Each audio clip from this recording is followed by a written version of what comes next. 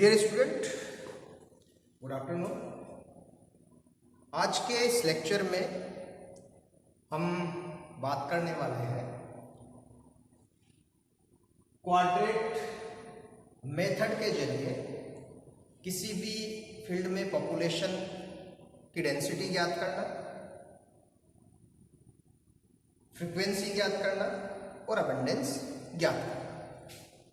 और ये तीनों जो पैरामीटर हैं वो आपके BSc third year, MSc third semester में ये आपके प्रैक्टिकल दिया हुआ है। इसके अंदर इकोलॉजी के अंतर्गत कि दिए गए किसी भी क्षेत्र के पादप समुदाय की या स्लो मूविंग एनिमल्स की क्वाड्रेट मेथड के जरिए उसकी फ्रीक्वेंसी, आवृत्ति, उनका घनत्व और उनकी प्रचुरता अबंडेंस ज्ञात करना। तो इस क्वाड्रेट मेथड के जरिए हम बात करने वाले हैं जो आपके इकोलॉजी के अंदर एक्सपेरिमेंट है। तो इकोलॉजी के अंतर्गत हम बात करते हैं तो सबसे पहले हम इकोलॉजी की बात कर लेते हैं कि इकोलॉजी किसको हम कह रहे हैं। तो इकोलॉजी जो शब्द है वो ओइकोलॉजी शब्द से लिया गया है। एक ग्रीक शब्द है ओइकोलॉजी, और जो ओइकोलॉजी है वो दो शब्दों से मिलकर आपके बना हुआ है। अगर मैं बात करूं आपके इकोलॉजी की,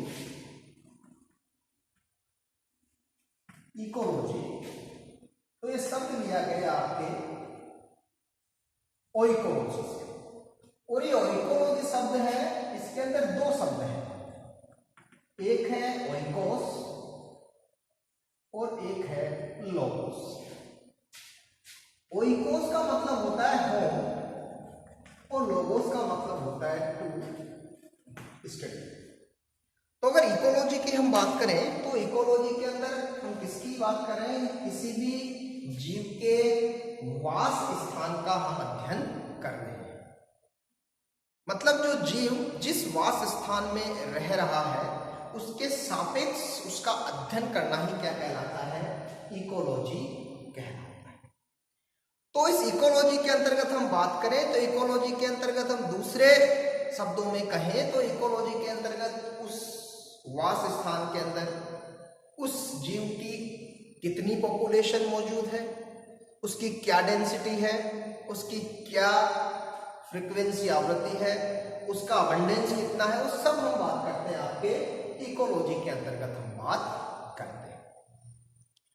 अब हम बात करें कि क्वाड्रेट मेथड के जरिए हम किसी भी पादप समुदाय का या किसी भी स्लो मूविंग एनिमल्स का, स्लो मूविंग एनिमल्स की मैं बात करूं जैसे स्नेल्स की, उनकी पॉपुलेशन डेंसिटी, फ्रीक्वेंसी और अबंडेंस हम ज्ञात कर सकते हैं। स्लो मूविंग एनिमल्स या नॉन मूविंग ऑर्गेनिज्म की। क्यों? क्योंकि फास्ट मूविंग जो एनिमल्स होंगे वो थोड़ी जगह के अंदर क्या कर लेंगे, अपनी जगह को बदलते रहते हैं, परिवर्तित करते रहते हैं। तो उनको हम एक ही जगह, एक ही सैंपल के अंदर हम उनको आइडेंटिफाई नहीं कर पाते, अपना वास स्थान बदलते रहते हैं। जैसे हम बात करें बटरफ्लाई की, तो बटरफ्लाई थोड़ी समय पश्चात में अपना स्थान परिवर्तन करती रहती, तो अलग अलग क्वाड्रेट के अंदर भी वो मिल जाएगी। इस कारण हम इस क्वाड्रेट मेथड के अंदर या तो नॉन मूविंग ऑर्गेनिज्म की, और नॉन मूविंग ऑर्गेनिज्म में कौन से आएंगे आपके प्लांट्स, या स्लो मूविंग एनिमल्स की हम बात करते हैं। अगर मैं बात करूं कि ये जो क्वाड्रेट मेथड था वो सर्वप्रथम दिया गया आपके आर पाउंड और एफ ई क्लीमेंट के द्वारा। R Pound and F E Clements के द्वारा सबसे पहले आपके क्वाड्रेट मेथड दिया गया, और ये दिया गया आपके 1898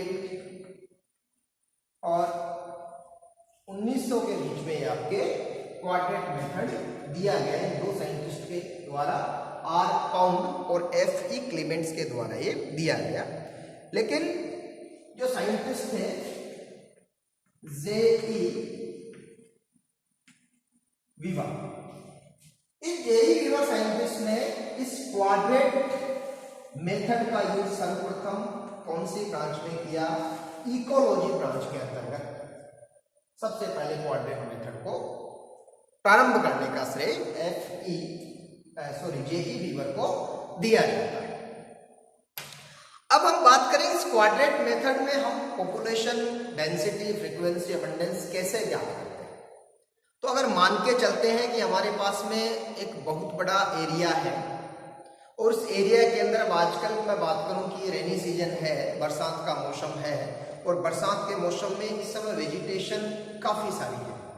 कुछ वेजिटेशन बहुत ही डोमिनेंट है, जैसे मैं बात करूं कुछ ग्रासेज इस समय होंगी आपके साइनोडोन डाक्टाइलन की बात करूं, मैं बात करूं आपके इस समय अपने जो कॉलेज कैंपस की ही मैं बात कर रहा हूं तो आपके साइनोडोन डाक्टाइलन की मैंने बात कर ली।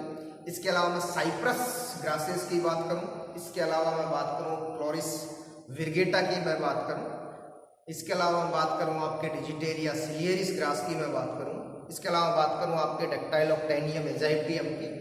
तो ये जो ग्रासेस की स्पीसीज है वो इस समय डोमिनेंट है। तो मैं अगर बात करूं कि इस पूरे कॉलेज कैंपस में जो काफी बड़ा है अपना, उसके अंदर मैं कहूं कि भाई सेंक्रस स्पीसीज की या आपके साइप्रस स्पीसीज की, साइनोडोन जो स्पीसीज है उसकी मैं कहूं कि फ्रीक्वेंसी कितनी होगी, उसकी डेंसिटी कितनी होगी, अबंडेंस कितनी होगी, तो ये बताना थोड़ा क्या होगा, कठिन कार्य हो जाएगा। जैसे हम देखते हैं आए दिन समाचारों के अंदर हम देखते हैं कि काफी सारे सर्वे करवाए जाते हैं, किसी भी एक परिप्रेक्ष्य को लेकर, एक संदर्भ को लेकर सर्वे करवाया जाता है। तो सर्वे के अंदर ये नहीं होता कि जो सर्वे करने वाले हैं वो प्रत्येक भारतीय नागरिक से जाकर सर्वे करते हैं। वो क्या करते हैं, 2-3 हजार का 500 का व्यक्तियों का एक समूह लेते हैं और उन समूह से वो उस संदर्भ में बातचीत करते हैं और उन बातचीत के आधार पर वो सर्वे का निष्कर्ष निकालते हैं और उस निष्कर्ष को वो पूरी पॉपुलेशन के ऊपर अप्लाई कर देते हैं। मतलब जो समूह उन्होंने सेलेक्ट किया है 500 व्यक्तियों का, 1000 व्यक्तियों का, 2000 व्यक्तियों का, ठीक है, वो समूह पूरी भारत की पॉपुलेशन का क्या कर रहा है, रिप्रेजेंटेशन कर रहा है, प्रतिनिधित्व कर रहा है। तो इसी हिसाब से हम क्या करते हैं कि हमें किसी भी फील्ड का सर्वे करना है, प्लांट कम्युनिटी का सर्वे करना है, कौन कौन सी प्लांट स्पीसीज है, कौन कौन सी स्लो मूविंग एनिमल्स की स्पीसीज है, तो हम क्या करते हैं कि उस फील्ड को छोटे छोटे क्वाड्रेट, एक स्क्वायर क्वाड्रेट के अंदर हम उसको बांटते हैं।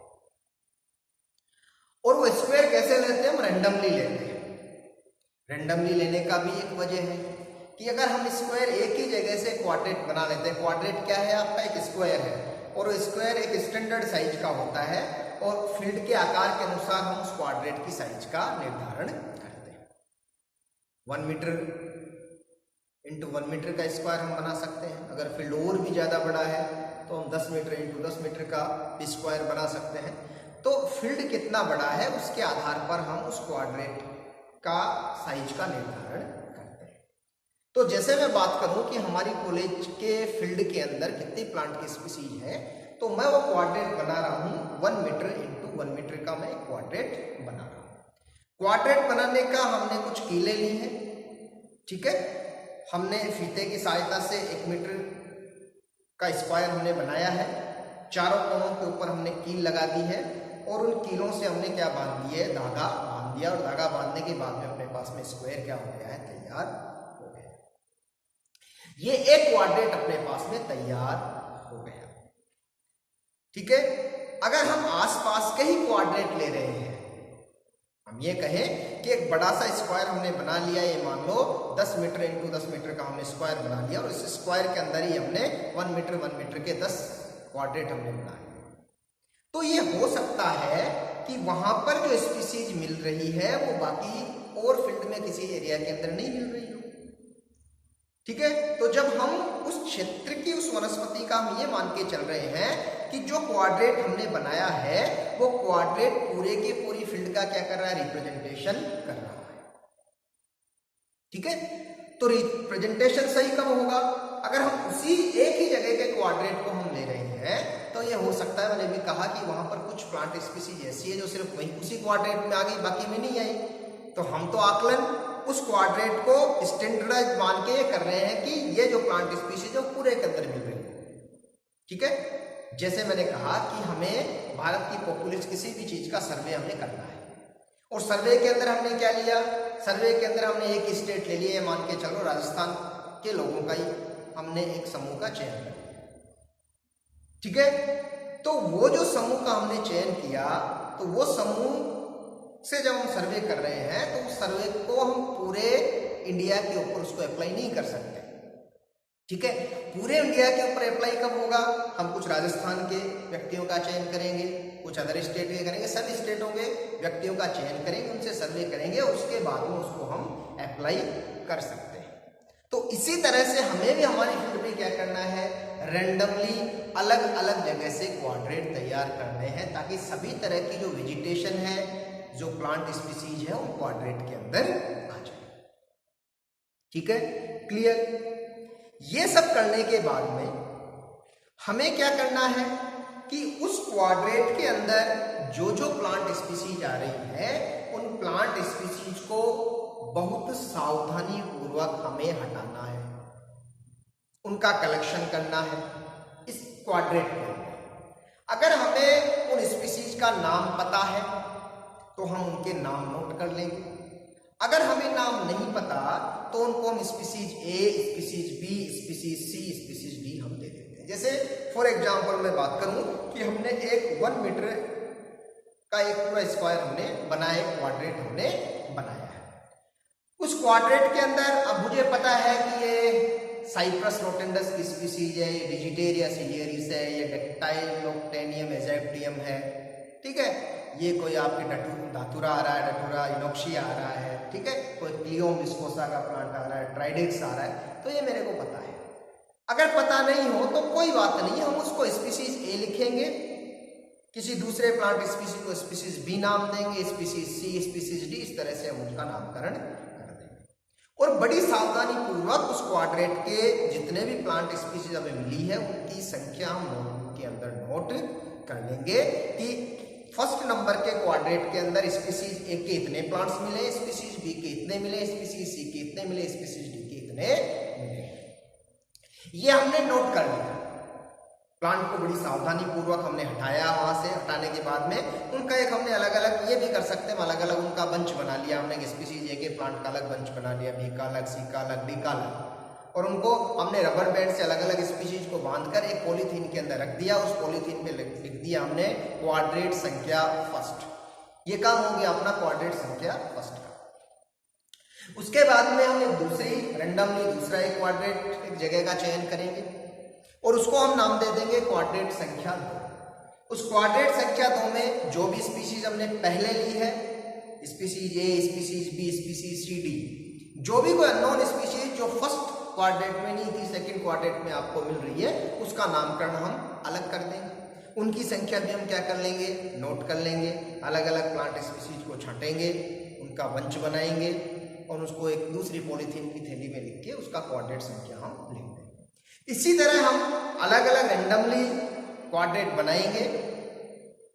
क्वाड्रेट 1, 2, 3, 4, 5 जितनी भी आपकी आवश्यकता है, क्वाड्रेट संख्या मान लेते हैं हमने 10 क्वाड्रेटों का चयन अपने फील्ड के अंदर किया है और 10 ही फील्डों के अंदर हम यही प्रोसेस अपनाएंगे।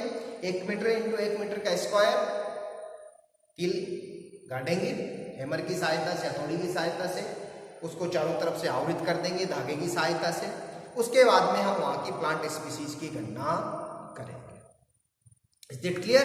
ये सिंपल सा मेथड है जो आपको क्वाड्रेट मेथड के अंदर फील्ड में जाते समय आपको करना है। ठीक है, अगर आपको बॉटनिकल लैब में समस्या आ रही है तो आप नेट के ऊपर उसको सर्च कर सकते हैं, अपने टीचर से पूछ सकते हैं कि ये प्लांट स्पीसीज, टीचर्स आपके साथ रहेंगे उस दौरान, लेकिन लैब के अंदर भी जाकर आप उस प्लांट को आइडेंटिफाई करने की कोशिश करेंगे। और अगर आइडेंटिफाई नहीं हो रहा तो कोई बात नहीं, स्पीसीज ए, बी, सी, डी करके भी उसका नामकरण हम कर सकते हैं। अब इस क्वाड्रेट मेथड के अंतर्गत जब हम पॉपुलेशन डेंसिटी की बात कर रहे हैं तो हम यहां पर 3 पैरामीटर की हम बात करेंगे और वो 3 पैरामीटर कौन सा है? सबसे पहले हम बात कर रहे हैं परसेंट ऑफ फ्रीक्वेंसी। सबसे पहले हम बात कर रहे हैं फ्रीक्वेंसी की, आवृत्ति की, कि कोई भी प्लांट स्पीसीज है, प्रत्येक प्लांट स्पीसीज के सामने ये आपके उसकी हमें फ्रीक्वेंसी निकालनी है। अब फ्रीक्वेंसी कैसे निकालेंगे? फ्रीक्वेंसी निकालने का सीधा सा फार्मूला है कि जो भी स्पीसीज आपने पहचानी है प्लांट स्पीसीज, वो कौन कौन से क्वाड्रेंट के अंदर आपको मिली है वो संख्या आप लिखेंगे, ठीक है, और टोटल नंबर ऑफ क्वाड्रेंट आपने कितने स्टडीड किए हैं वो संख्या आपको बतानी है। तो मैं लिखूं इसका फॉर्मूला कि number of quadrants in which the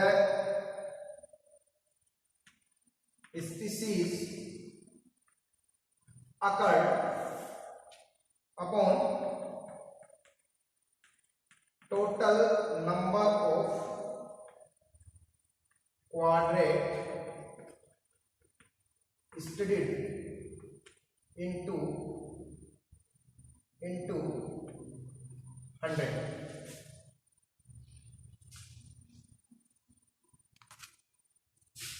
And F is equals to n oblique cube into 100। ये फॉर्मूले से हम उस प्लांट स्पीसीज की फ्रीक्वेंसी ज्ञात करें। अब लिखा क्या है मैंने कि फ्रीक्वेंसी ज्ञात करने के लिए किसी भी प्लांट स्पीसीज की number of quadrants in which the species occurred, ये मान के चलते हैं कि हमने टोटल क्वाड्रेंट्स कितने बनाए, 10 बनाए, 10 क्वाड्रेंट हमने बनाए हैं। और मेरे को ये मान के चलो कि साइप्रस, क्या ये देख लो कि सेंक्रस बाइफ्लोरस ये ग्रास है, ये ग्रास मेरे को 7 क्वाड्रेंट के अंदर मिली है। कितने क्वाड्रेंट में? 7। तो यहां पे फॉर्मूला अप्लाई करेंगे हम कि सेंक्रस की फ्रीक्वेंसी क्या हो जाएगी कि कितने क्वाड्रेंट के अंदर अपने को मिली, 7 के अंदर अपने को सेंक्रस बाइफ्लोरस मिल गया। टोटल हमने कितने लिए थे? 10 क्वाड्रेंट बनाए थे इंटू 100। तो अपने पास में जो परसेंट फ्रीक्वेंसी है वो कितनी आई? 70%। क्लियर? जो भी प्लांट स्पीसीज फ्रीक्वेंसी सभी प्लांट स्पीसीज की निकालनी है। निकालनी कैसे है? वो प्लांट स्पीसीज कितने क्वाड्रेंट्स में पाई जा रही है, इसको हम डिनोट कर रहे हैं n से, और टोटल जितने क्वाड्रेंट आपने बनाए हैं उसको हम डिनोट कर रहे हैं q से। तो n बाई q इंटू 100, तो आपकी आ जाएगी फ्रीक्वेंसी, आपकी आ जाएगी। क्लियर? इसमें कोई दिक्कत नहीं है। जो भी प्लांट स्पीसीज, ये मान के चलो एक और एग्जांपल ले लो कि मेरे को मिली डेक्टाइलो कटेनियम एजाइटियम मकड़ा घास। मकड़ा घास ये मान के चलो कि मेरे को मिली 8 क्वाड्रेंट के अंदर ही मेरे को मिल गई। टोटल क्वाड्रेंट हमने बनाए 10 इंटू 100। तो इस मकड़ा ग्रास की फ्रीक्वेंसी कितनी है अपने पास में? 80%। तो इस हिसाब से अपने को जितने भी प्लांट स्पीसीज है उनकी फ्रीक्वेंसी अपने को ज्ञात करनी। तो सबसे पहला जो पैरामीटर लिया हमने कौन सा लिया? फ्रीक्वेंसी का। फ्रीक्वेंसी में सिंपल सी बात की, जितने क्वाड्रेंट के अंदर वो प्लांट स्पीसीज पाई जा रही है और उसके अलावा टोटल क्वाड्रेंट जो हमने बनाए उसके अंदर उसका भाग देना है और उसको 100 से क्या करना है? मल्टीप्लाई करना है। तो वो जो आपके पास में डाटा उपलब्ध होगा वो कौन सा हो जाएगा? परसेंट फ्रीक्वेंसी का डाटा आपके पास में आ जाएगा। तो ये आपने बात की फ्रीक्वेंसी। दूसरा जो पैरामीटर है अपने पास में वो हम बात कर रहे हैं डेंसिटी की, जिसको हम डी से डिनोट कर रहे हैं। डेंसिटी घनत्व। घनत्व क्या होता है? हम बात करेंगे किसी भी पर्टिकुलर टाइम में किसी भी विशिष्ट क्षेत्र में जो उपस्थित जातियों की संख्या होती है उसको हम क्या कहते हैं, जनसंख्या घनत्व कहते हैं। जैसे हम जनसंख्या घनत्व की बात करते हैं कि भाई हमारे राजस्थान का 200 व्यक्ति प्रति वर्ग किलोमीटर क्या है, जनसंख्या घनत्व। मतलब क्या है कि 1 किलोमीटर एरिया हो गया और उस 1 किलोमीटर के अंदर मनुष्यों की संख्या कितनी है, 200 है, तो उसको हम क्या कहते हैं, डेंसिटी, पॉपुलेशन डेंसिटी हमने कह दिया। कुछ इसी तरह की हम यहाँ पे हमें बात करनी है कि प्रत्येक प्लांट स्पीसीज की डेंसिटी क्या होगी। तो डेंसिटी ज्ञात करने के लिए क्या बात की हमने, टोटल नंबर ऑफ इंडिविजुअल्स, जिसको हम एस से डिनोट कर देते हैं, ठीक है, और उसके अलावा total number of quadrat study, जिसको हमने डिनोट किया था क्यू से। तो अगर मैं डेंसिटी की बात करूं तो D equals to S upon Q. तो डेंसिटी में हमने क्या बात की कि उस प्लांट स्पीसीज की, उस एनिमल स्पीसीज के कितने इंडिविजुअल्स टोटल उपस्थित हैं, उनकी सबकी संख्या, ठीक है, और total number of quadrat study कि कितने हमने क्वाड्रेट बनाए हैं। जैसे मैं बात करके चलूं, अभी मैंने बात की कि सैंक्रस, ये मान लो साइप्रस रोटुंडस नागरमोथा, इसके जो टोटल स्पीसीज थी, टोटल जो प्लांट्स थे, उस सब क्वाड्रेट के अंदर संख्या कितनी थी, मान के चलो कि संख्या ये अपने पास में 90, और कितने के अंदर 10 हमने क्वाड्रेट स्टडी हमने की है, ठीक है। तो घनत्व कितना आ जाएगा, 9, कितना आ जाएगा 9। मतलब ये क्या कह रहा है कि 9 जो साइप्रस रोटुंडस है वो प्रत्येक इसमें मिल रही है आपके, प्रत्येक क्वाड्रेट के अंदर इसकी संख्या कितनी आ रही है आपकी, 9 आ रही। तो हम ये भी कह सकते हैं कि 9 इंडिविजुअल पर क्वाड्रेट क्या है, उसकी डेंसिटी होती है। टोटल नंबर ऑफ इंडिविजुअल्स और total number of quadrat study जो अपने पास में मान प्राप्त होगा वो क्या होगा, उसकी डेंसिटी अपने पास में। इसी तरह से जितने भी अपने पास में प्लांट स्पीसीज अपने को मिल रही है, उन प्लांट स्पीसीज की हमें क्या ज्ञात करनी है, डेंसिटी अपने को ज्ञात करनी है। थर्ड जो पैरामीटर अपने पास में है वो है अपने पास में अबंडेंस। अबंडेंस को हम ऐसे डिनोट कर रहे हैं, अबंडेंस हिंदी में बोले तो प्रचुरता। अब प्रचुरता को हम कैसे ज्ञात करें, तो प्रचुरता को ज्ञात करने का है सूत्र वही, टोटल नंबर ऑफ इंडिविजुअल्स। तो टोटल नंबर ऑफ इंडिविजुअल को हमने ऐसे डिनोट किया है, और नंबर ऑफ क्वाड्रेट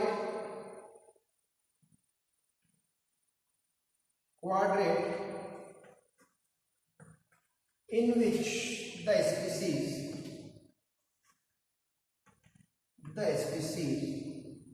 occurred, जिसको हमने डिनोट किया है n से।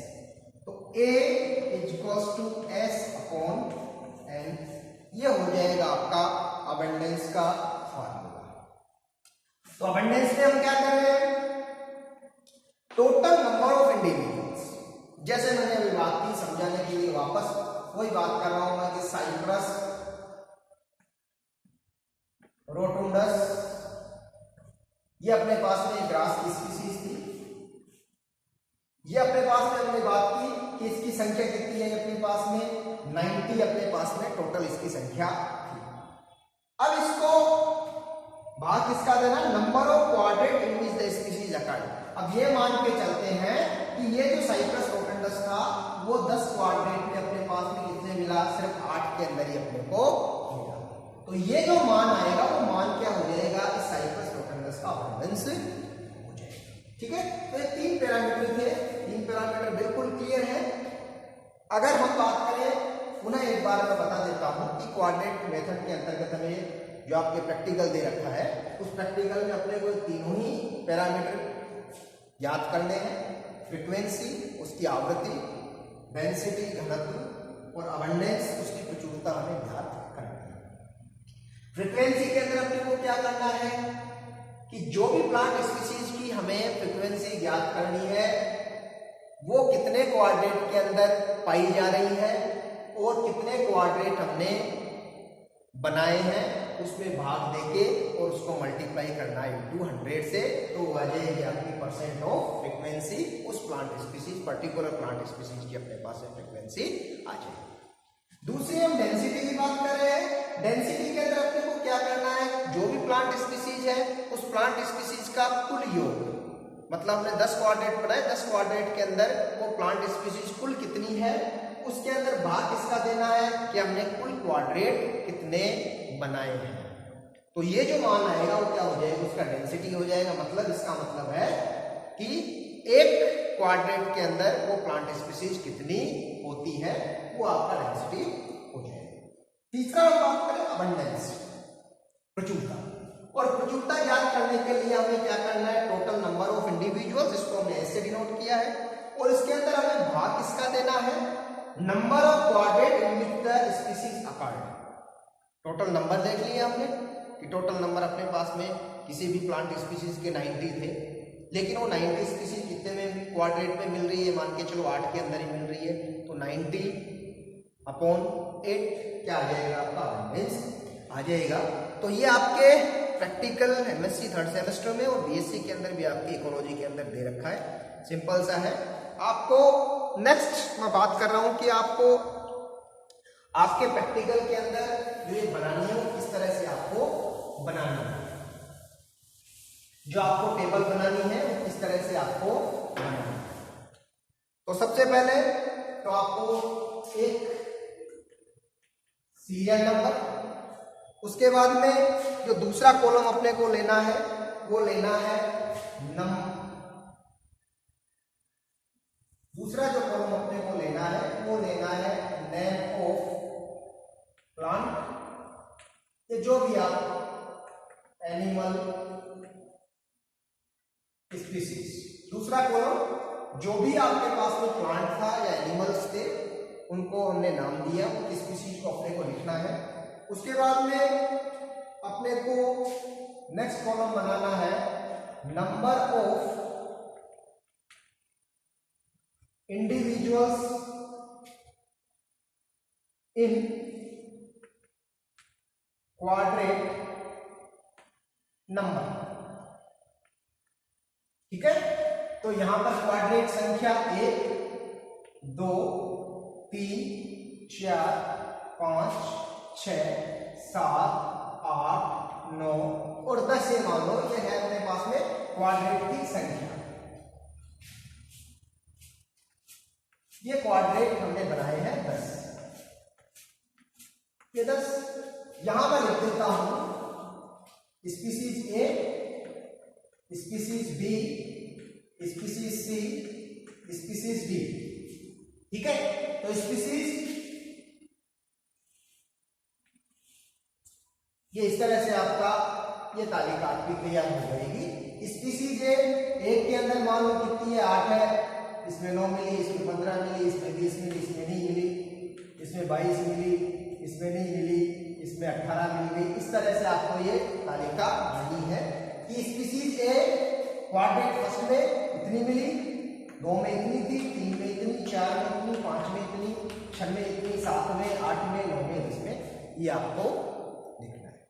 उसके बाद में जो नेक्स्ट आपको कॉलम बनाना है वो कॉलम आपको बनाना है total number of quadrat of occurrence. Total number of quadrat of occurrence.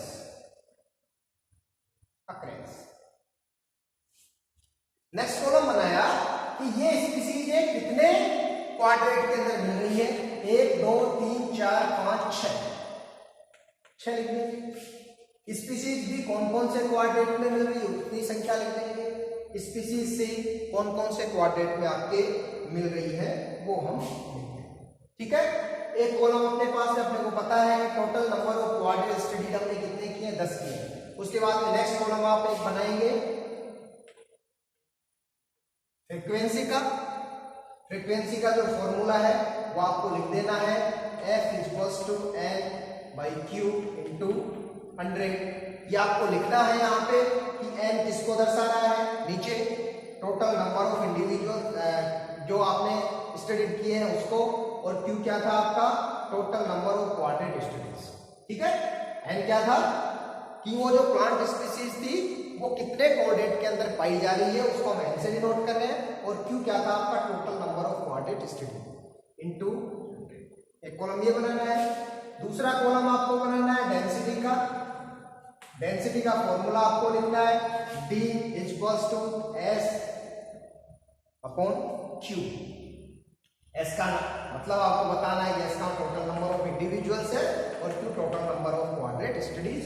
और थर्ड जो कॉलम आपको बनाना है वो किसका बनाना, आपको अबंडेंस का बनाना है, और अबंडेंस का फॉर्मूला आप लिख देंगे H+2S अपॉन N। ठीक है, तो ये इस तरह से आपको ये पूरी की पूरी तालिका आपको आपकी प्रैक्टिकल रिकॉर्ड के अंदर आपको बनानी है। प्रत्येक स्पीसीज की आपको ये तीनों ही पैरामीटर आपको याद करना है। ठीक है, तो ये मैंने आज आपको सैद्धांतिक रूप से थ्योरेटिकली हमने बता दिया। ठीक है, कल जब भी आप होंगे तो कल मैं इसको एक बार आपको प्रैक्टिकली समझाऊंगा। ठीक है, फील्ड के अंदर जाकर कि किस तरह से अपने को क्वाड्रेट बनाना है, उसका मेथड क्या होगा, और किस तरह से अपने को प्लांट स्पीसीज की गणना करनी है, कैसे उनको हमें अलग अलग रखना है। तो ये कल मैं आपको प्रैक्टिकली बताऊंगा। ठीक है, धन्यवाद, मिलते हैं नेक्स्ट वीडियो में।